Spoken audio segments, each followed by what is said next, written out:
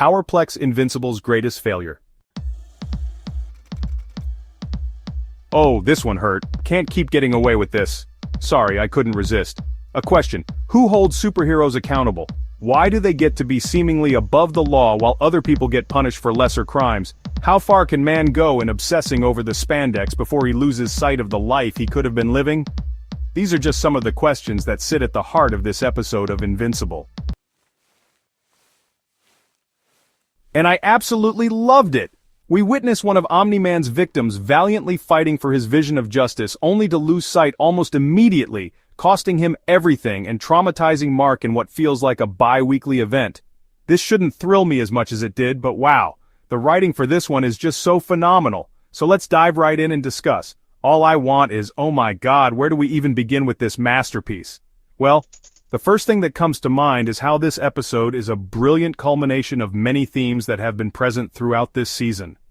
From humanizing the supervillains to tackling the issues of accountability for super beings and the pitfalls of holding a black and white moral worldview, this episode really brings all these ideas home in one perfect test case for how complicated things are, but how that doesn't make what they feel any less real. Powerplex, played phenomenally by Aaron Paul, who you might know from Breaking Bad, delivers a fantastic performance. He truly nails it here.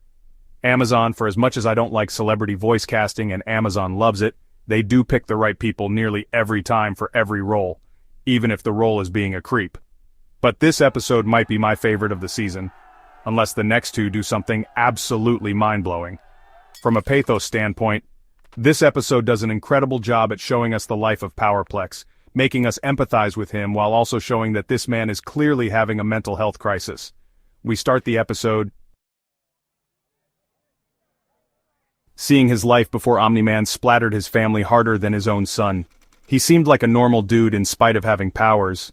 He loved his sister and niece, but then Omni-Man did what he did, leaving Scott emotionally destroyed as he sees the broken bodies of his family.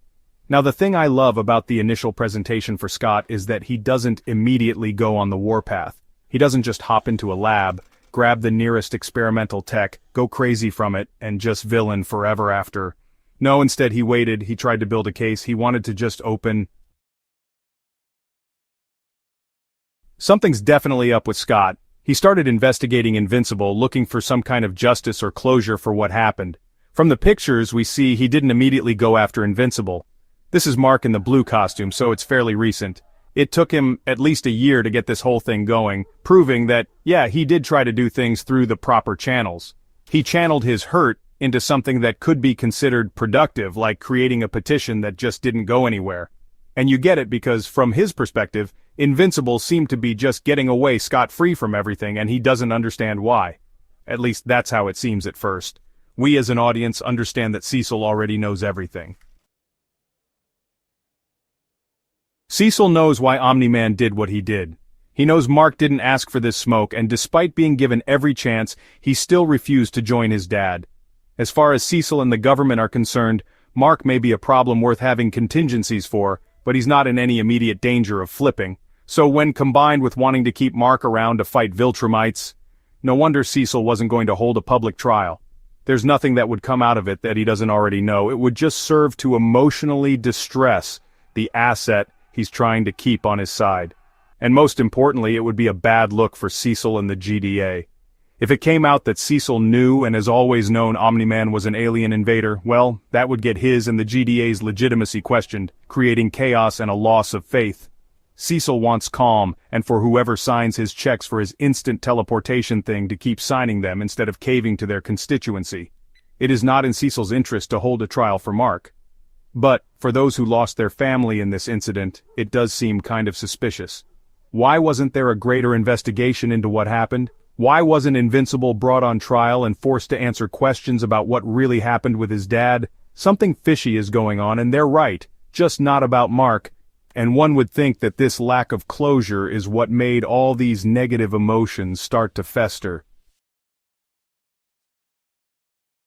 And Scott? Well, his confusion and slightly off-based anger became a grudge. However, even before he starts juicing, you can see how he became Invincible's second biggest hater. He gets pissed at just how Mark can break into the GDA, do probably billions of dollars worth of damages, and then just walk away, leaving everyone else to pick up the pieces. To Scott, this is just another case of Invincible not being held accountable, and he feels he needs to take matters into his own hands. Peeling back the layers of the show, how he's initially presented versus what we find out he actually does, you realize just how blinded by anger he is, and how he can't see the nuances of the situation. And that's less understandable in his case because, well, he works for freaking Cecil. Loki, the most unbelievable thing about this episode is Cecil not monitoring all of his employees enough to know that Scott tried to investigate Invincible. That this man might be a liability and have to be kept under surveillance, or maybe even fired since he's here and he has access to a lot of the tapes gives him so much more insight than anyone in the public. This dude knows why Invincible is being given so much slack, not to mention he has the tapes to prove that AI Man used his son to make ground beef. If he were just a civilian, having all this confusion and anger would make complete sense. But he's a Fed, so Scott knows everything. He knows about Vila Manisa, how Invincible didn't flip even when his dad caved in his teeth. Yet he's still a hater. Scott, rather than allowing this information to change his perspective, only acknowledges the things that validate his pre-existing beliefs. That Invincible can do whatever he wants, like invade the Pentagon and get away with it. He sees that as an injustice, even as the other example of like, oh, they're putting down the little guys, that he's like in some special class of his own. The other example, like, oh, them putting us down is something that he is fully guilty of. Donald is asking about the inventory he stole, but Scott wants to make this all about Invincible. To him, that is the thing that is really wrong with the world and the source of all his pain. With those around him, like his wife, feeding into that vendetta, this selective listening culminates in the end where he still blames Mark for the death of his family, even though Powerplex is the one that killed his wife and kid. He's locked into this worldview as he's too far in, and thinking any other way would cause him to crumble from the guilt. This idea of nuance and things being a matter of perspective is illustrated beautifully by the presence of Oliver, who, still being an alien child, grapples with the way people see his dad versus how he knew him. To Oliver, his dad was a great guy, his mom loved him. So the idea of his own experiences and feelings not lining up with other people's is just a confusing concept. Mark and you try to explain that, yeah, what's 17 more years? I can always start again, make another kid. Nolan was complicated. Just because he gave Oliver uppies doesn't mean the thousands of people he killed on the planet, not to mention the billions he took off-world, don't get to factor into the equation. What he's done doesn't get washed away just because he feels sorry about it. It's a cold comfort to his victims that the guy who wiped out a city block to prove his point suddenly wants to do better. The important thing here, and the lesson for Oliver, is the nuance of the situation, that there is no true right or wrong, just people with feelings grappling with how to react to an atrocity. Those positive memories of the aggressor have to be balanced out by the experiences of others who suffered because of him. Oliver may love his dad, he may want to rehabilitate Omni-Man's image, people are going to feel a certain kind of way about him rocking his dad's merch, and they're not wrong for feeling that, with Powerplex being an example of someone who said, forget that, I'm right, refusing to have empathy for Mark in this situation, that Mark is as much his father's victim as Powerplex. Scott just takes it upon himself to punish Invincible for what he's done, not to bring him to justice like he keeps ranting about, but to punish him. Let's be real. If he got what he wanted, Invincible would be up and tried in court. That court would probably find him innocent even if Cecil doesn't rig it. So, Powerplex's plan, his real plan, is just to kill Invincible, betraying his own rationale. Just like how, at the end, he betrays his own idea of accountability by still blaming Mark for the death of his wife and kid, using Mark as an outlet for all of his frustration, just like he's always done. Being mad at Mark for the death of his loved ones assists him. He would rather shield Mark than rake him across the coals with a trial and air out its own dirty laundry. Powerplex's feelings are valid, but his actions are misguided, just like Mark's real #1 hater, who we will get to. I think the other big recurring theme that I love about this episode is how it explores the idea of life with and without the cape. Now, to many heroes, the job may seem all-consuming, but it's the more personal moments that make life truly fulfilling. We see this in Mark's relationship to his family, the boyfriend's awkwardly trying to find his place in this house of supers, and Debbie's assuring him that it's all okay, that their life may seem unimportant compared to what they have going on, but they still matter. These bonds and moments are what truly count. This is what superheroes are supposed to protect, which is why Powerplex losing sight of his own family is such a tragedy. Not going to lie, I spent this entire episode on the edge of my seat waiting for him to accidentally kill someone. It made too much sense that an antagonist clearly in the middle of a mental health crisis, ranting about avenging the unseen and the forgotten, would accidentally kill someone, turning them into the thing they claim to be fighting. Powerplex may talk about being calm and not wanting to hurt anyone, but his actions tell a different story, and they've always told the same one. Like, to get his first big power boost, he jumps off a 20-story building into a busy street. Dude got lucky that he didn't crush someone or land on a car. He was also lucky that his breakout didn't kill any of the guards, or someone else on the road. That car was out of control, and bad things could have happened if anything else had gone differently. So we're always waiting. It's like it's coming, they're edging it. And then we get to that final horrifying moment where his attempts to kill Invincible lead him to just cook his family. I knew it was coming, but even then, this hurts. I love the way this episode handles Powerplex. It makes him more than just a madman on a revenge quest, but shows us how he got this way, the mentality that trapped him there, and those that just kept feeding into that anger, and how he is fully responsible for this, but he's also, again, having a mental health crisis. It's not treated as a joke or a villainous thing, but a tragedy where you understand him, you understand why this has happened, even if at the end of the day, like in my case, you kind of just pity him. I think this whole confrontation, how it ends, just hammers home to Mark the folly of just locking away your PRS and throwing away the key. He's forced to confront a supposed villain and see him for the emotional wreck that he is. If he did bad things, Mark does hope that Powerplex can be rehabilitated and put on a better path. This mindset probably won't apply to Sinclair, but Darkwing certainly. Powerplex, just like Mark, wanted to see the world in black and white because life's a bitch, and Mark's its favorite punching bag. He's forced to see all the shades of gray. His ending is also interesting to me, as I'm not fully certain that Mark took away the best lesson from this interaction, which I love. As Mark explains, originally he didn't want to be consumed by guilt, so he tried not to dwell on the collateral damage of his and his dad's actions. He wanted to focus on the lives he could save, not the ones he's lost, which, as far as superhero mentalities go, is probably the healthiest one he's going to get. But Mark decides, I'm going to try and remember what happened. I'm not just going to forget, I'm going to remember those that I've hurt. Only for Powerplex to spit in his face, making Mark the hypothetical Omni-Man. This situation where he talks about being sorry for his actions and that he's learned to be better only for that to be rejected. In Omni-Man's case, it would be fully warranted, but here Powerplex is clearly projecting. But Mark's attempts at vulnerability didn't get him much, which is sad as he's trying to do the right thing. But it didn't work on this particular person. Mark's regret and feelings of guilt over what he did and didn't do have been a huge part of this season. From his leftover guilt for killing Angstrom seemingly getting him to dig in his heels about being just a moral paragon, explaining why he's freaked out at Cecil for hiring known killers. But I think this whole situation is sad as Mark, he's starting to see the nuance of the situation, is starting to take things personally again, even when it's not really his fault. Only for this episode to end with an army of HMNs getting ready to attack. Damn, some of these fits suck. Now to address the elephant in the room, yeah, I didn't know the person spying on Mark was Angstrom. Didn't need the subtitles to spoil that for me. Shorts, Twitter, and my comments, who have refused to shut up about the Invincible War, well, they all got there first. But to come clean, yeah, Angstrom survived.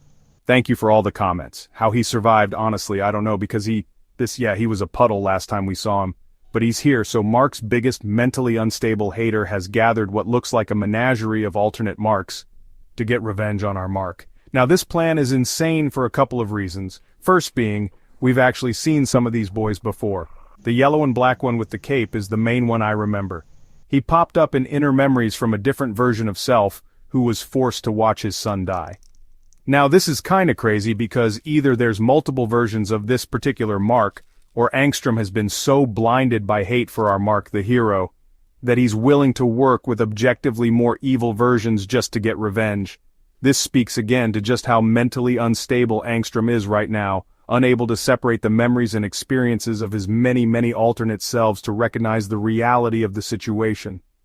Angstrom could have had beef with any of these other Marks, but he chose one of the few that didn't turn out to be evil. This is similar to Powerplex's Vendetta, where shifting blame onto Mark even when something happened that was kind of their own damn fault. Angstrom nearly had a mental breakdown when Debbie suggested our Mark wasn't a monster, which makes it crazy that he would work with a version that probably killed one of his sons. We've also seen this other one before with the worst color palette and his dogs out, as he killed another Angstrom's partner. All these incidents Angstrom recalls like they happened to him personally, making the fact that he wants to work with them if it means getting revenge, that's something. I don't know how he bribed them to get their help. Maybe these are versions of Mark that lost, or he's just doing the same thing he did with the Murs, where help me kill Mark and ruin his life, and I'll give you a dimension all to yourself. Not sure, probably one of the two. But all I know for certain though, the next episode is going to be the worst day of Mark's life. As his dad doing all that was bad, but different versions of him doing the same thing, that might tip Mark over the edge. The public will never forgive him for this, and Cecil is about to have a stroke.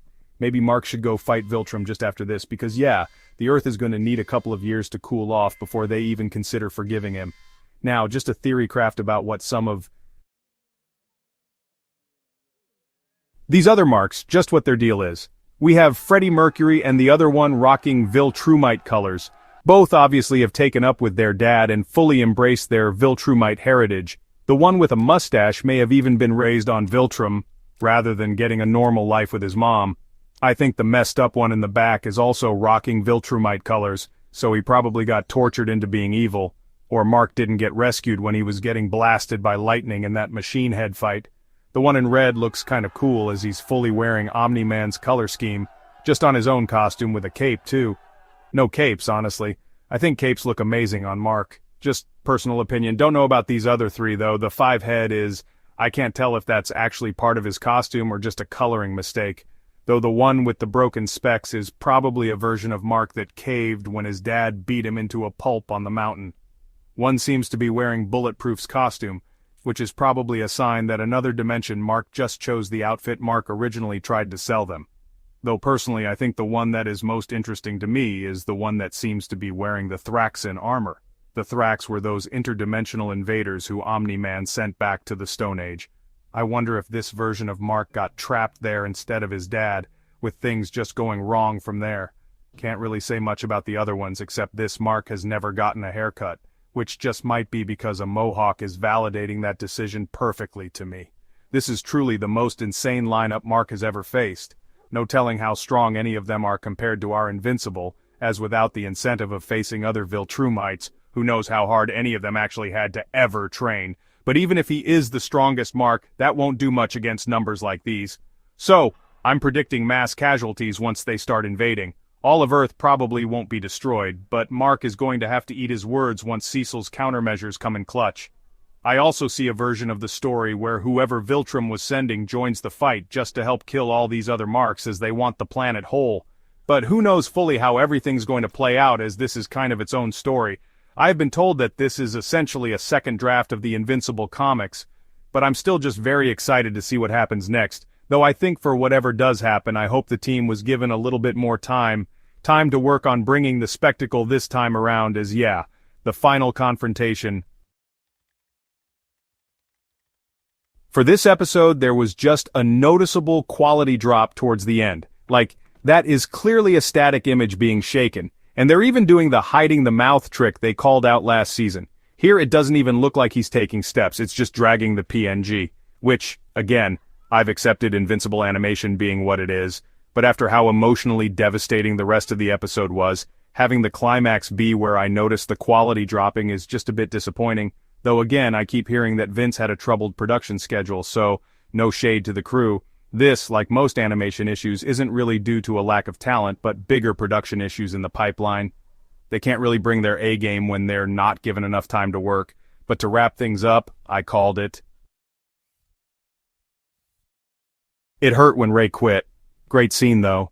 Ray realizes that she doesn't want to keep risking her life, preferring instead to have a chance to live it. Now, to Spider-Man, this would be blasphemous, but I think it makes perfect sense in the context of Ray's story. She never chose this life, she was forced to be a hero by her parents. Nearly dying just gave her the kick in the pants to rethink her life and decide how she wants to spend it. She doesn't hate the civilians, she doesn't hate saving people, but she believes that all these heroes are just doomed to die in the line of duty. And after what we've seen, she's kind of right. Her decision to quit makes perfect sense, just like Rex wanting to stay. And I do love the flip they do for the dual identity trope with Rex. To him he's just Rexplode. He doesn't have another identity. There's just the hero, as that's all he's ever known since his parents apparently sold him to the government. Rex can't imagine a life without this, but in a moment of growth that really brings home just how sad I'm going to be when he dies, he still understands Rey's position. He doesn't want Rey to leave. He has feelings for her, but he respects her feelings and is letting her go, even if he wants to be with her. Rex and Rey have been cute together all season. I was right about Rey being set up to leave the job, and really, I'm just hoping that Rex leaving life won't come to pass, as he is too much of a gem to lose. But that's definitely why it's going to be him. As yeah, we're facing 15 Invincibles, so somebody has to die to make a threat of this caliber live up to the threat level we know an evil Mark can present. If nobody we care about gets offed, I'm calling bullshit. Rudy and Monster Girl's scene was also... It's cute bringing up the whole idea that, yeah, superheroes should have lives outside of being superheroes. And Rudy, by fixing Monster Girl's whole de-aging thing, has given her life back. It's crazy how much more endearing I find these two couples versus the one that mainly sits. Also, Amber came back.